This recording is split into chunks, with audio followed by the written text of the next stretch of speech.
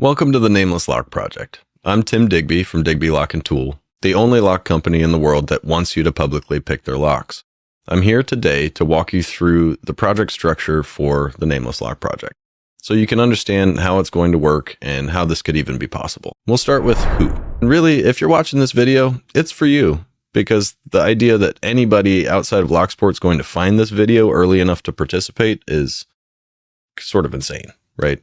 My channel is tiny, and I'm only really distributing this through channels where locksporters live. So it's for you. It's for pickers. It's for collectors. It's for smiths.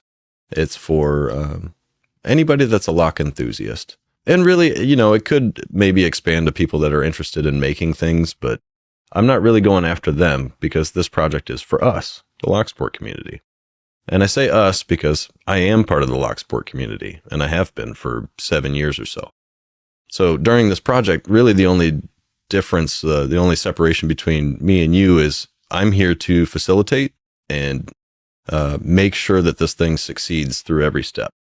And I need you here to help me make decisions, because it can't be owned by all of us if no one shows up to tell me what they want, right? That being said, this is for novices and experts alike. You could be a master locksmith, you could be a black belt picker from LPU, or you could have just found locks, like as a hobby. You could be brand new to this and know really nothing and still contribute, because it's not about expertise or knowledge during this project. It's about what you think is cool, what you think would be an excellent lock. And that's all I really care about. I want your opinions on what this should be. Now, there will be opportunities for you to submit designs, but we'll get into that a little bit later. Now that we've covered who, let's talk about what. The Nameless Lock Project is a cradle-to-the-grave experiment where the entire community will come together, will design a lock, produce a few, and then have a worldwide picking competition. But I'm hoping that it's also an entertaining educational journey for all of us, and sort of an opportunity for pickers who have developed skills to have an outlet to use them. Let's talk about why. Why should we do this? Well, for one, it's a new thing for locksport. This has never been done, so we can make locksport history. Two, it will produce a lock for the LPU charity raffle that happens every year and raises a surprising amount of money. Three, I'm hoping that this will inspire other lock companies, you know, like the successful ones, the larger ones, to interact with the community more and listen. You guys have amazing ideas. I've heard thousands of them. So I'd really like to see more engagement from some other companies. And then finally, it's a way for me as a lock company that can't yet scale to engage more with you guys and find out what it is that you care about, what it is that you want. Because I've only made locks for you guys so far, and I may never actually get to the commercial level. I may not scale that far. I just really enjoy making them. So that's my why. So where are we doing this? It's primarily going to be YouTube, Twitch, the project page on my website, and the project Discord. Now, the conversation can go elsewhere and probably will exist elsewhere, but those are the 4 places that I would like you to focus your communication about the project so that I can filter all of the excellent ideas that I'm sure are going to come. So let's talk about when. The project starts right now, and it's going to run for as long as it takes. Best guess for the entire thing is about 6 months. Could go faster, could go longer. I've mapped out the entire thing as best as I can on a calendar that you can find on the project page of my website.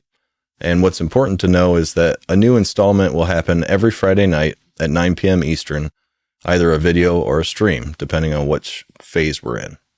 Now, there's one exception to this, which is the first week in June, but other than that, I plan on being there every Friday night and having a new thing for you every Friday night. Now that we know who, what, where, and when, let's talk about how. And I'm going to break this down by phases. This project has 7 phases. The first phase is basically already done, and that's the planning phase. I've already built systems for all of this to work, but that being said, I'm going to find flaws. We're all going to find flaws in this process. And so I'm sort of leaving the planning phase, the first phase, open permanently. Phase 2 is the hype phase, which also starts now and should really only last for about the first week. And I could use a lot of help with it. I really want to get the word out wide so that people can participate right from the start. those people that would be interested in the first place, they're going to miss out on a really foundational set of choices in the first decision video. So I've extended the vote on this particular decision video out to 48 hours instead of 24 hours. Phase 3 is the design phase, and it's sort of the crux of the whole thing. So this is meant to operate as a creative loop where I will put out major decisions and their ramifications and downline impacts in a YouTube video, and an associated poll will go out at the same time. Now, all of you can then vote to choose which direction you want to go in. And the following Friday will be a Twitch stream where we try to realize those results. The space in between that week is time for me and anybody else that wants to draw design ideas or do some CAD even. Hopefully you got Fusion 360. That's what I like to use. But it doesn't really matter. As long as you can demonstrate the idea that you're trying to put forth, it'll be considered. The Discord server is where I'd like for all of those ideas to land. There are specific channels for submitting those ideas. And that way we can filter all of the best ideas to the top and present them and maybe go forward with them. It could be your design that we go with instead of one of mine. And I'm fine with that. I just have to make sure that it can actually work. So once that loop has been completed, we'll move on to the next week, the next major decisions, and so on until we're done. Now, this is planned for, I think, 4 weeks, maybe 5, and it might extend out to 6 or 7, depending on any sort of pitfalls that we run into with, I'm guessing specifically mechanism interactions, but we'll get there. So yeah, if you want to submit designs and you are not a part of Discord, and you don't want to be a part of a Discord server, you can send them directly to me at the namelesslockproject@gmail.com. And if it's a CAD model, you can just send me a link to your model through that email. Phase 4 is the prototyping phase. And this is where the rubber meets the road. This is where we figure out, does our design work? Does it function? And what do we need to correct, if anything, to get it to its best possible form before we make several of them.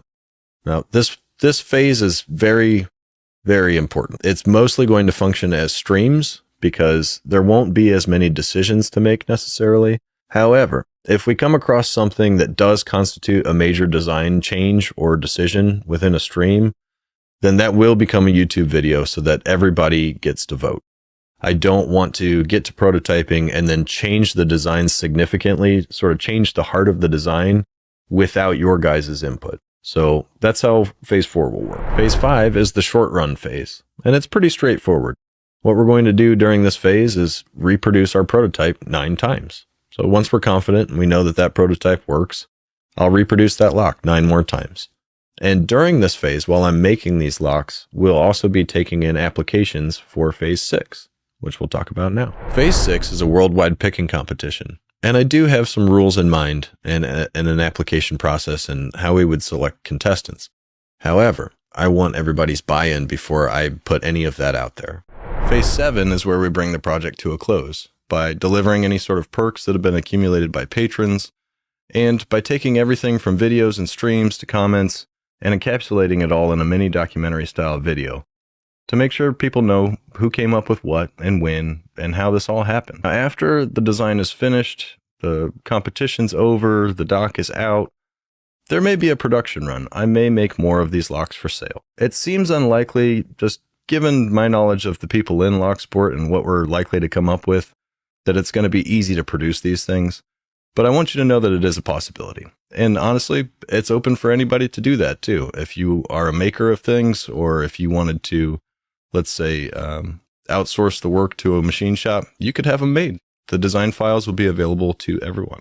Now that we've walked through all the phases, I think it's important that we do some expectation setting. I don't want to disappoint people with the project, but I feel like that's sort of likely to happen in some way or another. That being said, it's important that you know now what some of the limitations are so that you don't get your hopes higher than they should be. So my personal limitations. I'm not a professional machinist. I've been doing this as a hobbyist for about 4.5 years.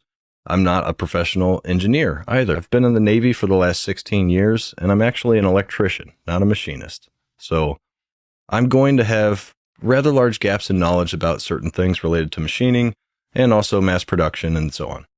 So I'm hoping to learn just as much as any of you can learn during this process. And I'm hoping that, a handful of machinists show up and some real lock experts show up and they'll be able to point us at patents that we missed and direct us to methodology that I don't know about. That being said, my equipment also has limitations. I have a 3-axis CNC mill. It's a Tormach 770M. And while it's capable of doing a great deal of things, it's not capable of everything. It has its limitations. And I don't have a lathe, and I don't have an EDM. And there's a significant number of things that larger lock companies can do that I just can't. Now, that actually plays to my benefit in a lot of cases, because what it forces me to do is sort of design around those limitations. And in so doing, I will wind up usually bypassing any sort of patent infringement, because I have to make it differently. And so the end result is different enough that it's not patent infringement. It's also important that we talk about the timeline, right? I have this mapped out as a 6-month project. That does not mean it's going to take 6 months. I'm hoping that it actually goes faster. I think that it's possible, but it seems sort of unlikely. Given my previous projects and how long Alpha and Bravo took to produce, I have a real hard time saying for sure it's going to take 6 months. That's just not fair to do. I've learned that lesson, unfortunately. It may take a year, and I really hope that it doesn't, but I need you to know that that's a possibility at the start of this. Here's a pretty big one that should be sort of obvious. We won't be able to please everyone. Even though we're going to do this by majority rules, there might be a large contingent of you that are disappointed with the direction we go at some point in the process. What I'll ask you to do is just keep an open mind and let it go where it goes. And don't give up on the project just because we decided to go with one mechanism over your favorite. Stick with it. Let's talk about some goals for the project. I have 4 personal goals. 1 is that we have fun, that this is entertaining for you guys, and that you enjoy it. 2 is that we make an awesome lock that we can all be proud of. Like, there's no point in doing this if we're not going to make something really cool. 3, I would love to learn more about machining, about locks, about the community and its desires in locks. And I hope that you learn something too. And 4, I really hope that this inspires other events in the future that are similar, that inspire creativity throughout the community. Although it's already very inspired. I've been around long enough to know that. Let's take a second to talk about some doubts that might be raised in your mind right now. The first, and the one I expect to be most prevalent, is money. Where's this money going? How are we going to use it? So on and so on. So first, let me just confront that head on. I am personally guaranteeing all of the project funds and the prize pool of $1,000. If we raise more money than that, then anything that's in excess is going straight to the prize pool. I'm not keeping a dollar of it. Now, you can keep track of all of the finances if you want to. It's on the project page of my website. Every dollar in and every dollar out will be logged there. And if you're the accountant type, then you can go have fun with that. Second, we've got to talk about intellectual property, right? If people are putting ideas into the pot and then somebody down the line makes money from them, this is always going to be a question and a point of contention. So any idea that you submit to this project belongs to the project and will eventually be open source. All of the designs for this lock at project close will be open source and certified thusly. So anybody can make them. They will not be patented. I will not own the idea or the design or any of it, nor will anyone else. If you put in, then you can get out what you want by making some of them, but that's it. I'm not going to do profit sharing with produced locks, and I don't think anybody else will either. The likelihood that we even hit a production run after this is pretty small. So just know that the ideas belong to everybody, and it'll stay that way the whole way, all the way through, and years into the future down the road. For anything you find that's not covered in my videos that you still have questions about, feel free to drop that as a question under whatever video spawns that question in your mind. You can also come to any of the Twitch streams and ask me directly in the Twitch chat. You can jump in the project Discord channel and talk to me there, or you can send me an email at thenamelesslockproject@gmail.com. I'm happy to answer any questions. The whole goal for this is to be transparent, but I am going to miss something. I know that for sure. So happy to answer questions. Please reach out. Navigating this project should be very simple. All you need to do is go to digbylockandtool.com, and the landing page will redirect you to all of the places that you can interact. Huge shout out to both Granny and Jimmy Longs for helping out before we even got started. It's incredible, guys. Thank you.